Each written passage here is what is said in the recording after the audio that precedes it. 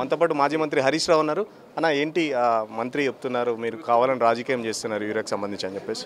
ప్రశ్నించకపోతే బీఆర్ఎస్ది తప్పు. బీఆర్ఎస్కు ప్రజలు ఇచ్చిన పాత్ర ఏంది? ప్రతిపక్ష పాత్ర. ప్రజల గొంతుకై మాట్లాడండి, ప్రజల పక్షాన అడగండి, ప్రజలకు కష్టాలు వచ్చినప్పుడు నిలబడండి.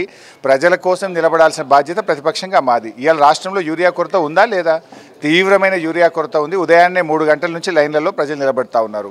కేంద్రం పేరు చెప్పి రాష్ట్రం, రాష్ట్రం పేరు చెప్పి కేంద్రం, ఇద్దరు ఒకరి మీద ఒకరు నెపం పెట్టి రైతుల గోస పోసుకుంటున్నారు.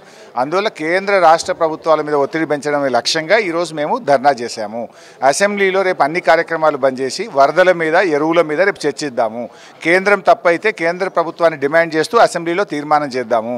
మీరు అసెంబ్లీలో ఎరువుల మీద ఎందుకు చర్చకు ముందుకు వస్తలేరు?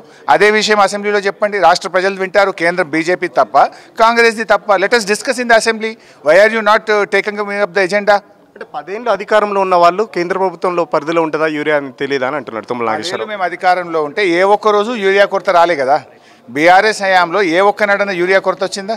ఎన్నడన్నా రైతులు రోడ్డు ఎక్కినరా? ఎన్నడన్నా చెప్పులు లైన్లో పెట్టినరా? ఎండాకాలంలో కేసీఆర్ గారి ప్రభుత్వం 4 లక్షల మెట్రిక్ టన్నుల బఫర్ స్టాక్ మెయింటైన్ చేసింది. మీరు అందాల పోటీల మీద రివ్యూలు చేసింది తప్ప దీని మీద రివ్యూ చేయలేదు. అందువల్ల సమస్య వచ్చింది. This is the total failure of mister Revanth Reddy and Congress government and also BJP government.